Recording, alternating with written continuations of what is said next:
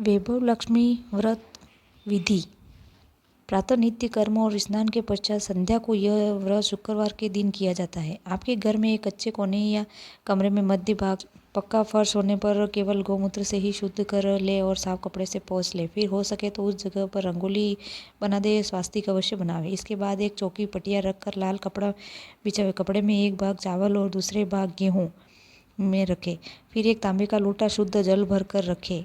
पान रखकर उस पर नारियल, श्रीफल, कलश को लक्ष्मी जी स्वरूप मानकर माता लक्ष्मी जी का स्मरण करें और कंकु, अबीर, गुलाल, हल्दी, लाल फूल और पूजन धूप दीप करें।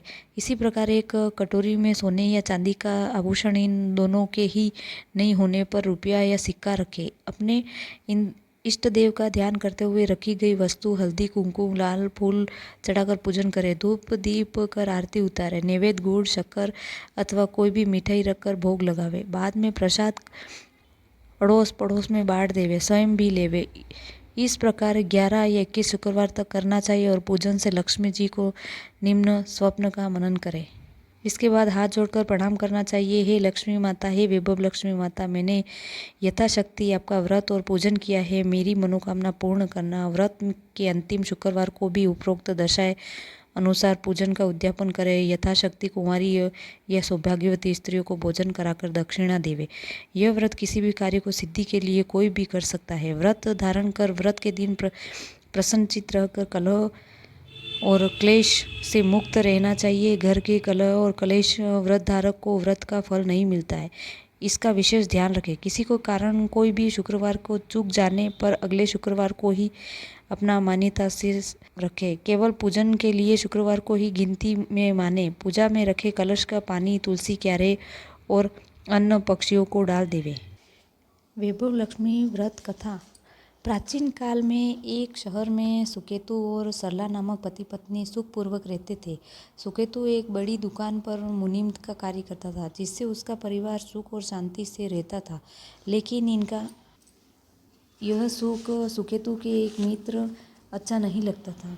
उसे सुकेतु को जल्दी धनवान होने हेतु जुआ और सट्टा खेलने हेतु प्रेरित किया और सुकेतु को शराब, जुआ आदि गलत व्यंजनों में फंसा दिया। धीरे धीरे लक्ष्मी उसके घर से विदा हो गई और दरिद्रता का घर पर प्रवेश हो गया। एक एक कर घर की सारी चीज़ें शराब व जुआ की भेंट चढ़ गई और सुकेतु की नौकरी भी छूट गई। यह सब होते हुए भी सुकेतु की पत्नी सरला जरा भी विचलित नहीं हुई। श्रद्धापूर्वक अपने इष्ट देव को भजने लगी। उसका पति जरा भी उसका कहा नहीं मानता था। उसको कुछ कहना घर में कलह बढ़ाने के समान था। घर में दरिद्रता और भूखमरी का साम्राज्य था। फिर भी सरला भगवान की भरोसा करके दुख सह रही थी। एक दिन अचानक दोपहर के समय उनके द्वार पर आकर किसी ने पुकार लगाई। सरला सोच में पड़ गई कि इस समय मुझ गरीब के घर कौन आया होगा। सरला ने सहज भाव में द्वार खोलकर देखा तो एक साधु पुरुष को दरवाजे पर खड़ा है। सरला मन में विचार करने लगी कि अब इस साधु को भिक्षा में क्या दूं? घर में अन्न का एक दाना भी नहीं था। तभी अचानक उसको याद आया कि कल पड़ोस के सेठ के यहाँ कपड़े बर्तन का काम करने गई थी। वहाँ उसने उसको 2 बासी रोटी मिली थी। वह उसे बासी रोटी लाकर साधु को दे दी। साधु को सरला के चेहरे की तरफ देखकर पूछा, बेटी तू बहुत दुखी है, ऐसा लगता है कि तू 2 दिन से भूखी है, फिर भी तूने मुझे यह 2 रोटी दे दी। तेरी सहनशीलता धन्य है। साधु की बात सुनकर सरला की आंखों में आंसू आ गए। उसने मन में ही विश्वास हो गया कि यह कोई साधारण साधु नहीं है, कोई सिद्ध पुरुष है। इसलिए उसने अपनी सारी व्यथा साधु को कह सुनाई। साधु महात्मा ने सरला की सभी बात सुनने के बाद कहा, बेटी संसार में सुख हो बाद दुख और दुख के बाद सुख जरूर आता है। यह सब अपने कर्मों का फल होता है। कर्म के फल को भुगतना ही पड़ता है। इसलिए तू अब चिंता मत कर। अब तुम्हारे दुख के सभी दिन बीत गए। संसार में ऐसी उपाधि व्यथा तो आती ही रहती है, इससे मार्ग ढूंढकर निकल जाता है। संसारी का कर्तव्य है, जो संसारी दुख में दरिद्रता में हार जाता है वह कभी सुखी नहीं होता।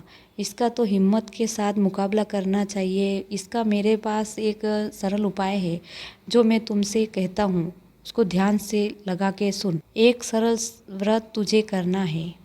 इसमें किसी की महंगी चीज़ की ज़रूरत नहीं है, वह एक छोटा सा ज़रूर है लेकिन सबसे बड़ा फलदायक है। इस व्रत के करने वाले महालक्ष्मी जी की अपार कृपा होती है, दुख दरिद्रता का विनाश होता है। हर शुक्रवार को संध्या के समय उपरोक्त लिखी गई विधि के अनुसार जो भी इस प्रकार पालन करेगा, उपरोक्त बताई गई उस विधि के अनुसार जो भी पालन करेगा उसे इस व्रत का फल जरूर मिलेगा। घर में सुख शांति समृद्धि अवश्य होगी। इस व्रत के जप तप या उपवास करने का कोई बंधन नहीं है। अचल श्रद्धा के साथ किया गया व्रत कभी भी मध्या नहीं जाता है। भगवान उसकी हर मनोकामना पूरी। कल ही शुक्रवार है, कल से तू इस व्रत को करना शुरू कर दे। यह कहकर साधु 2 बासी रोटी निकाल कर प्रसाद के रूप में सरला को दे दी। अंतर्ध्यान हो गए, लेकिन यह क्या? सरला ने देखा कि दोनों रोटी गर्म और ताज़ी थी, जैसे अभी अभी बनाई गई हो। सरला को पूर्ण विश्वास हो गया कि मेरे इष्ट देव की साधु महात्मा के रूप में पधारे और मुझे मार्गदर्शन दी गई। सरला मन और दृढ़ निश्चय से और विश्वास कर लिया कि मैं शुक्रवार को व्रत अवश्य करूंगी, और सरला ने 21 शुक्रवार तक व्रत रखने का निश्चय कर लिया। आज शुक्रवार था और सरला सुबह से ही अति प्रसन्न थी और संध्या होने पर उसने व्रत प्रारंभ किया। घर के सारे आभूषण तो पति जुआ और शराब की भेंट में चढ़ा दिए थे, लेकिन उसने शादी में माँ द्वारा दिए गए सोने की चूड़ियाँ उसने छुपा कर रखी थी। उन्हीं से निकालकर कटोरी में रखा, विधि अनुसार पूजन करने लगा। गुड़ और प्रसाद का भोग लगाकर आसपास के रहने वाले को भी दिया और खुद ने भी खाया। इस प्रकार साधु महात्मा ने कथन पर अटल विश्वास रखकर सरला ने व्रत शुरू किया। 2 शुक्रवार तो किसी तरह निकल गए, लेकिन तीसरे शुक्रवार को तो घर में अन्न का दाना नहीं था और न ही प्रसाद के लिए पैसे थे। यहाँ तक कि दीपक के लिए घर में घी भी नहीं था, और मन विचार कर रही थी कि हे भगवान, आज मेरे व्रत का क्या होगा, कैसे पूजन करूँगी, पूजन की सामग्री कहाँ से लाऊंगी। इतने में दरवाजे पर आहट हुई। सरला ने दरवाज़ा खोलकर देखा तो सामने उसका पति खड़ा था। जो पति प्रतिदिन देरी से शराब और पीकर नशे में धुत होकर आता है, वही आज होशोवास में और जल्दी आ गया था।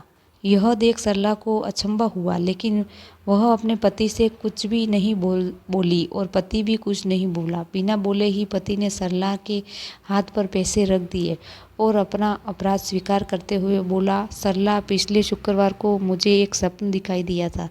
उसमें एक जटाधारी साधु महात्मा ने मेरे को त्रिशूल दिखाते हुए कहा कि अब अगर तूने कभी शराब पी और जुआ खेला तो इसी त्रिशूल से तुझको मार डालूंगा। सुखी और प्रसन्न होना है तो सब शराब आदतें तुझको छोड़ना पड़ेगा। ये तो साधु महात्मा का स्वरूप देख इतना डर गया कि मैंने सब शराब आदतें छोड़ दी। उसके सामने प्रण किया कि उसी दिन से शराब पीना और जुआ खेलना छोड़कर मेरे पुराने सेठ के यहाँ जाकर उसने क्षमा मांगी और अपनी नौकरी करने लगा।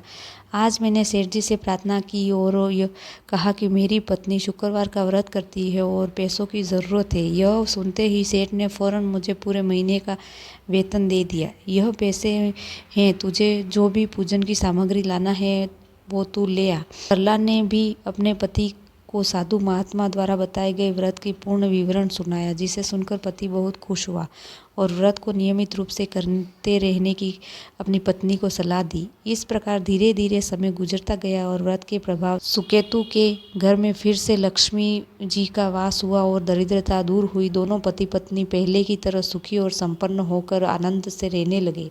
यह देखकर आसपास पड़ोस के लोग विचार करने लगे कि यहाँ खाने के लिए फाके थे, आज सभी ठाट बाट कैसे हो गई, यह सब जानना कैसे सोचने लगे। लेकिन एक दिन सरला ने अपने हृदय से किए गए व्रत की विधि कह सुनाई, जिसे सुनकर आसपास के लोग बहुत प्रसन्न हुए और उन्होंने भी वैभव लक्ष्मी व्रत करने का निश्चय किया। वैभव लक्ष्मी व्रत के प्रताप से जैसे सरला और सुकेतु सुखी हुए, वैसे ही उनके पड़ोसी भी सुखी हुए। जो भी इस व्रत को अटूट श्रद्धा के साथ करेगा, उस पर महालक्ष्मी जी हमेशा अपनी कृपा करेगी। सुख शांति समृद्धि वैभव देने वाला वैभव लक्ष्मी व्रत ही सबसे उत्तम व्रत है। जय वैभव लक्ष्मी माता।